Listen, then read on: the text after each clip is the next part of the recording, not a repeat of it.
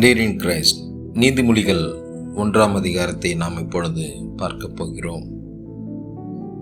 1ஆம் அதிகாரம் குறிப்பாய் நீதிமொழிகள் எதற்காக எழுதப்பட்டது என்பதை நாம் அறிந்து கொண்டோமேயானால் கண்டிப்பாக நம் வாழ்க்கை, ஆவிக்குரிய வாழ்க்கைக்கு அது மிகவும் பிரயோஜனமாயிருக்கும். 1 வரை உள்ள வசனங்கள் இவ்வாறாய் கூறுகிறது: தாவீதின் குமாரனும் இஸ்ரவேலின் ராஜாவுமாகிய சாலமோனின் நீதிமொழிகள், இவைகளால் ஞானத்தையும் போதகத்தையும் அறிந்து புத்திமதிகளை உணர்ந்து விவேகம், நீதி, நியாயம், நிதானம் என்பவைகளை பற்றிய உபதேசத்தை அடையலாம். இவைகள் பேதைகளுக்கு வினாவையும் வாலிபருக்கு அறிவையும் விவேகத்தையும் கொடுக்கும். புத்திமான் இவைகளை கேட்டு அறிவில் தேறுவான். விவேகி நல்ல ஆலோசனைகளை அடைந்து நீதிமொழியையும் அதன் அர்த்தத்தையும் ஞானிகளின் வாக்கியங்களையும் அவர்கள் உரைத்த புதைப்பொருளையும் அறிந்து கொள்வான். கர்த்தருக்கு பயப்படுதலே ஞானத்தின் ஆரம்பம். மூடர் ஞானத்தையும் போதகத்தையும் அசட்டை பண்ணுகிறார்கள்.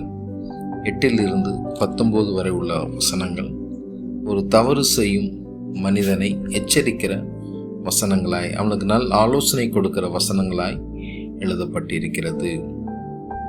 என் மகனே, உன் தகப்பன் புத்தியை கேள், உன் தாயின் போதகத்தை தள்ளாதே. அவைகள் உன் சிரசுக்கு அலங்காரமான முடியும், உன் கழுத்துக்கு சரபணியுமாயிருக்கும். என் மகனே, பாவிகள் உனக்கு நயங்காட்டினாலும் நீ சம்மதியாதே.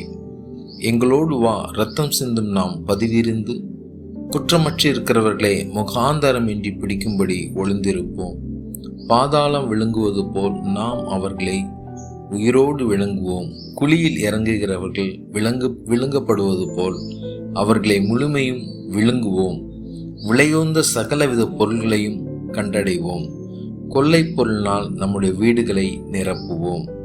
எங்களோடே பங்காளியாயிரு, நாம் எல்லோருக்கும் ஒரே பை இருக்கும் என்று அவர்கள் சொல்வார்களாகில், என் மகனே, நீ அவர்களோடு வழி நடவாமல் உன் காலை அவர்கள் பாதைக்கு விளக்குவாயாக. அவர்கள் கால்கள் தீங்கு செய்ய ஓடி இரத்தம் சிந்த தீவிரிக்கிறது. எவ்வகையான பட்சியானாலும் சரி, அதன் கண்களுக்கு முன்பாக வலையை விரிப்பது விருதா.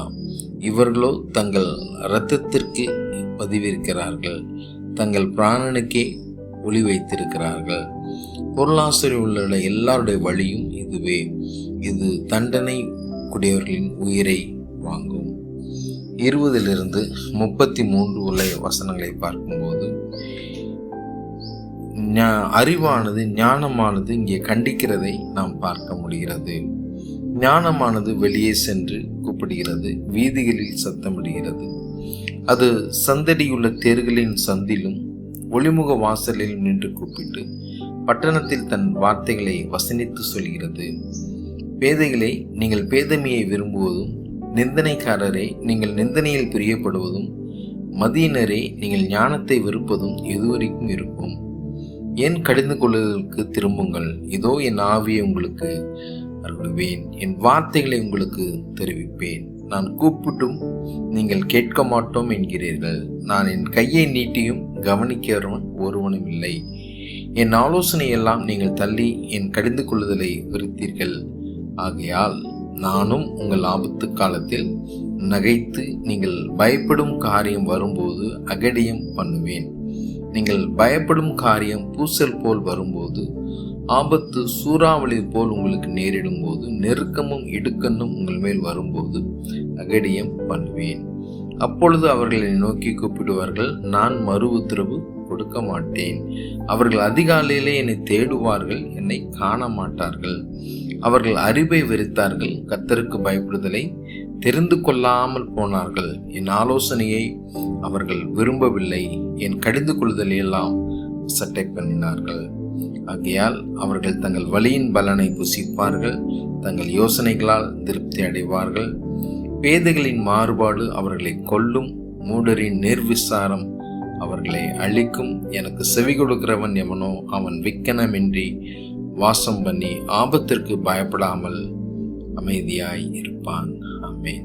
தேவ பிள்ளைகளே, நீதிமொழிகள் எதற்காக எழுதப்பட்டது என்றால், தேவனுடைய ஞானத்தையும் தேவனுடைய ஆலோசனைகளை பெற்றுக்கொள்ள வேண்டும். எதை செய்ய வேண்டும், எதை செய்யக்கூடாது என்பதை அறிந்து கொள்வதற்காக, குறிப்பாய் தன்னுடைய மதியினத்தினால் தேவ கோபத்திற்கு ஆளான சாலமோனால் அதிகமாக எழுதப்பட்டதுதான் நீதிமொழிகள்.